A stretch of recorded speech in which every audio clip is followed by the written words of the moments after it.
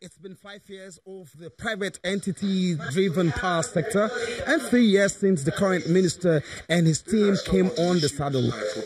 During the account of his stewardship, Mr. Fashola says, "We have improved on what we met by increasing generation from 4,000 megawatts to 7,000 megawatts, transmission from 5,000 to 7,000, and distribution from 2,690 megawatts to 5,222 megawatts.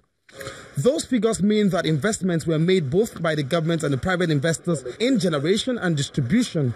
But just before that becomes a celebration of upscaled numbers lies the reality of the sector vis-a-vis national requirements in terms of our population numbers.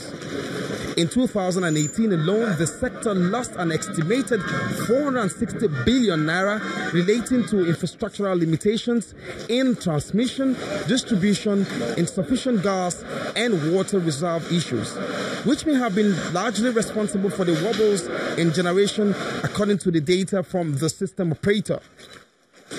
The implication of these and more, like liquidity supply, meant that for the year under review, those 7,000 megawatts didn't reflect the actual power distributed to homes and businesses.